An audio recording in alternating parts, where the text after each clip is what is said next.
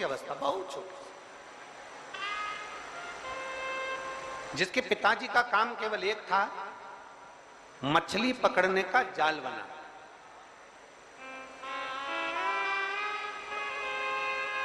नानुमा अपने पिताजी के साथ में बैठा रहता, पिताजी को जाल बनाता हुआ देखता, और पिताजी जाल का निर्माण करते, जाल बनाते, तो नानुमा उनको देखता और बड़ा प्रसन्न होता, और धीरे धीरे प्रसन्न होता होता होता होता थोड़ी थोड़ी देर में नाचने लगता। छोटा सा बालक था, 6 वर्ष की आयु थी नानुमा की।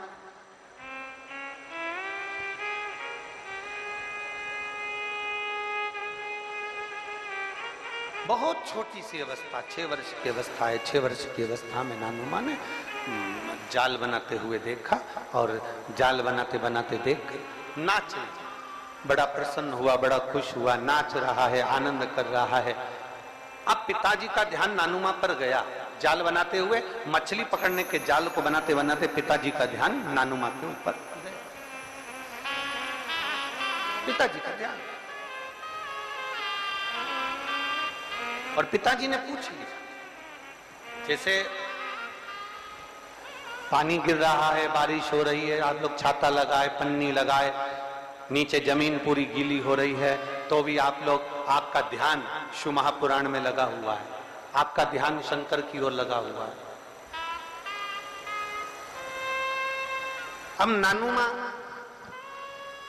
पिताजी जाल बना रहे हैं, पिताजी मछली पकड़ने के जाल का निर्माण कर रहे हैं, नानुमा उनको जाल बनाता हुआ देखकर थोड़ी देर में खुश हो जाता, थोड़ी देर में नाचने लगता, थोड़ी देर में प्रसन्नचित होकर आनंदित होता। बड़ी प्रसन्नता नानुमा के अंदर थी, बड़ी प्रसन्नता।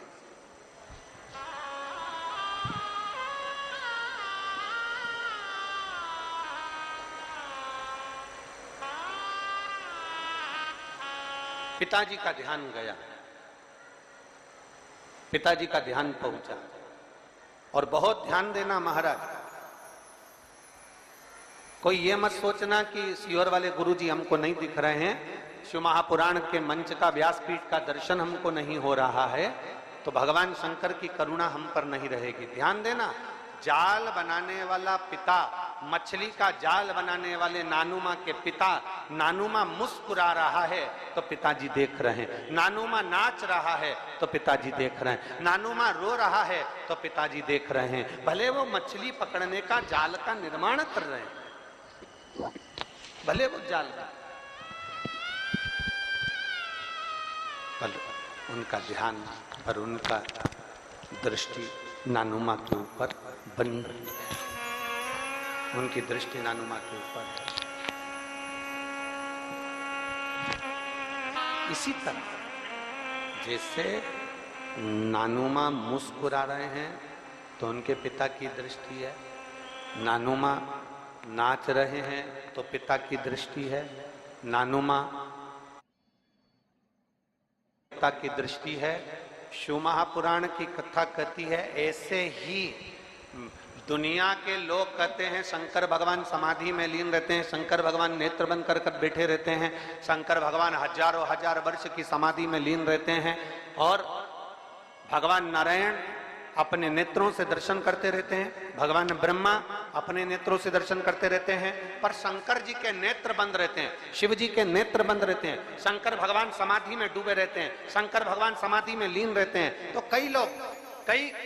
जिनके मुख में जो आता है, जिनके विचारों में जो आता है, वो कह देते हैं कि शंकर जी की आराधना नहीं करना चाहिए, क्योंकि शंकर तो समाधि में डूबे रहते हैं, वो तो देखते ही नहीं है। पर उनको समझाना यह है कि नानुमा का चरित्र कह रहा है कि नानुमा के पिता मछली पकड़ने का जाल बनाते हैं और ध्यान नानुमा पर रहता है। एक पनिहारन पानी को लेकर जाती है, सिर पर हंडे पर हंडा, मटके पर मटका, मटके पर मटका, मटके पर मटका रखती है, चलती जाती है, पड़ोसन से बात करती है, पर ध्यान मटके पर रहता है। एक माँ अपने बच्चे को लेकर बाजार में जाती है, सामान कितना भी खरीदे पर बच्चे पर ध्यान रहता है। एक पिता अपने काम में ध्यान देता रहता है। उसी तरह मेरा ओगढ़धानी भले नेत्र बंद कर कर समाधि में डूबा हुआ हो, पर जो एक लोटा जल चढ़ाता है, मेरे शंकर का ध्यान उस पर बना ही रहता है। मेरे शिव का ध्यान, मेरे शंकर का ध्यान, मेरे शंभू का ध्यान, मेरे उघड़दानी का ध्यान, मेरे त्रिकालदर्शी कैलाशी अविनाशी का ध्यान उस पर बना ही रहता है। आप क्या करें? आप कैसे पुकार रहे हो, कैसे आप पुकार रहे हो, कैसे आप शिव के द्वार जा रहे हो, वो सब जानता, वो सब पहचान, उसके सभी स्मरण।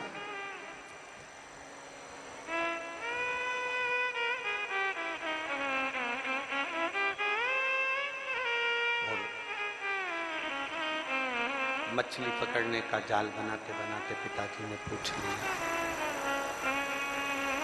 मछली पकड़ने का जाल बनाते बनाते पिताजी ने पूछा, नानुमा तो कभी तो मुस्कुराता है, कभी नाचता है, कभी गाता है, नानुमा क्या तेरे मन में, क्या तेरे चित्त में, क्या तेरी वृत्ति में चल रहा है? कभी तो तू नाच रहा, कभी तो तू गा रहा, कभी तो तू झूम रहा। क्या तेरे मस्तिष्क में, क्या तेरी बुद्धि में, क्या तेरे चित्त में चल रहा? तेरी बुद्धि में चल क्या रहा? तेरे मन में चल क्या रहा? शिव भक्त फिर निवेदन करेंगे इस पवित्र व्यासपीठ वेत्रवती शिव महापुराण की कथा से, फिर निवेदन करेंगे, कभी अपनी जिंदगी में कितना भी दुख आ जाए, कभी अपने जीवन में कितनी भी तकलीफ आ जाए, कभी अपने जीवन में कितना भी कष्ट आ जाए, शिव पुराण कहती है अपने दुखड़े को जगत में मत रोना, अपने दुखड़े को अपने पिता महादेव के चरणों में जाकर रोना। कितना ही दुख,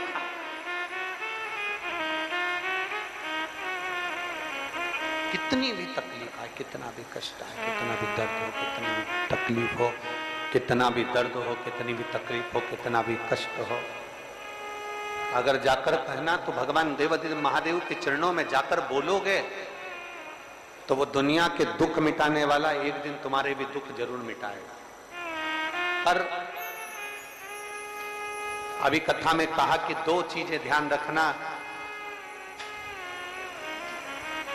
जीवित रहने के लिए श्वास का होना जरूरी है और परमात्मा को पाने के लिए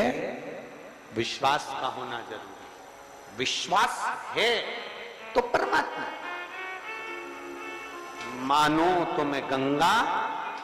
मां हूं और ना मानो तो बहता।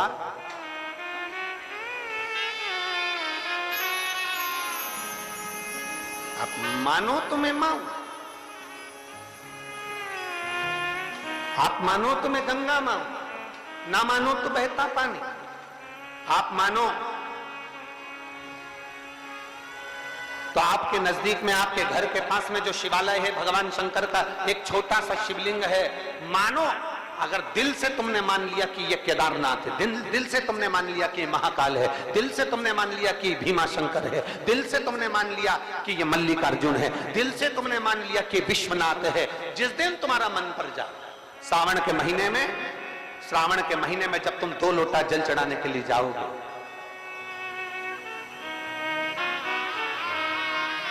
श्रावण के महीने में जब तुम 2 लोटा जल चढ़ाने के लिए जाओगे और 2 लोटा जल तक तुम अपने हाथ में लेकर चढ़ाओगे, जिस दिन तुम्हारा चित्त में मन में आ जाए कि आज मैं विश्वनाथ नहीं गई हूं, मैं सावन के महीने में मैंने विश्वनाथ का दर्शन नहीं करा है, सावन के महीने में मैं काशी नहीं गई, सावन के महीने में मैं गंगा के घाट पर नहीं गई, जिस दिन सावन के महीने में तुम्हारे मन में आ जाए, 2 लोटा जल लिया, शंकर जी को चढ़ाते हुए अपने मन में विचार कर लिया कि मेरे विश्वनाथ, मैं तुम्हारे दरवाजे तो नहीं आ सकी, पर मेरे जल में अगर बल होगा तो इस जल को आप वहां से यहां आकर स्वीकार कर लोगे। वो विश्वनाथ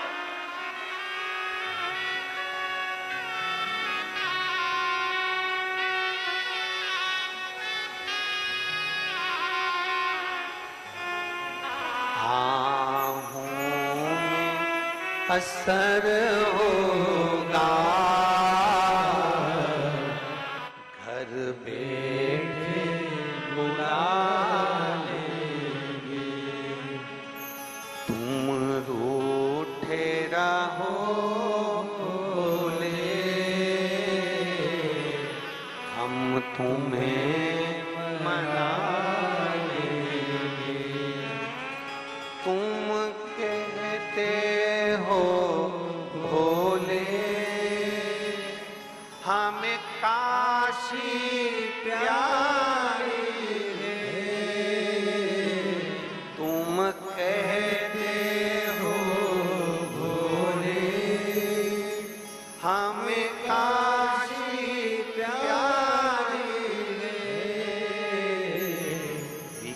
बार तो आ जाओ, एक बार तो आ जाओ, काशी भी बना देंगे। तुम कहते हो भोले हमें गंगा प्यारी है, तुम कहते हो भोले हमें गंगा प्यारी है, एक बार तो आ जाओ, एक बार तो आ जाओ, गंगा भी बुला लेंगे। तुम रूठे रहो भोले, हम तुम्हें मना लेंगे।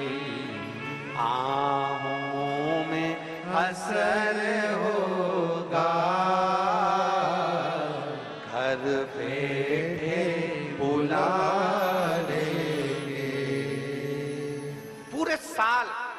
शिव जी को एक लोटा जल चढ़ाओ, सावन का पहला दिन लगे 2 लोटा जल चालू कर दो। श्रावण के पूरे महीने 2 लोटा जल अपने घर से लेकर जाओ, और अपने घर से जब जल लेकर जाओ तो ये विचार कर कर जाना, आज मैं शिव को काशी में, आज मैं शिव को केदार में, आज शिव को अमरनाथ में, आज शिव को भीमा शंकर में, आज शिव को मल्लिकार्जुन में। और फिर निवेदन करूंगा, जिस बहन को 19 और 20 साल तक भी औलाद नहीं हुई हो तो कृष्णेश्वर महादेव का नाम लेकर 2 लोटा जल तुम्बकेश्वर महादेव का नाम लेकर चढ़ा कर देखना, सावन के बाद में बाबा संतान जरूर देगा, झोली जरूर भरेगा।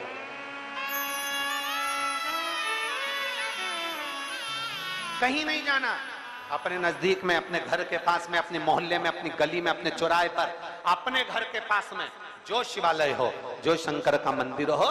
वहां जाओ, 2 लोटा जल समर्पित करो। और फिर निवेदन करूंगा, जल से ज्यादा जरूरी है मेरे भोलेनाथ जी के मंदिर की सफाई करना। अब कीचड़ चालू हो जाएगा, पानी चालू हो जाएगा, सावन का महीना चालू हो जाएगा, अपने साथ एक कपड़ा लेकर जाओ, बाबा के मंदिर को पूरा साफ कर कर, बाबा के शिवलिंग का स्नान कर कर, बेलपत्र निर्माल्य जितना पड़ा है उसको उठाकर कहीं विसर्जन के लिए, किसी नदी तालाब बावड़ी में नहीं, किसी कुएं में नहीं, निर्माल्य तालाब में, नदियों में, बावड़ी में डालने के बाद वो निर्माल्य सड़ता रहता है, नदी नाले का पानी सूखता रहता है, उसमें कीचड़ इकट्ठा हो जाता है। उस निर्माल्य को इकट्ठा करो, गाड़ी में भरो, किसी एक खड्डा खोदकर वहां दबाकर उसकी खाद तैयार करो, और बाद में बेलपत्री के वृक्ष के नीचे उसको डालते रहो। पर ध्यान रखना कि निर्माल्य हमें नदी तालाब बावड़ी कुएं में नहीं डालना, उसको एकत्र करना। शिव के मंदिर की जितनी सफाई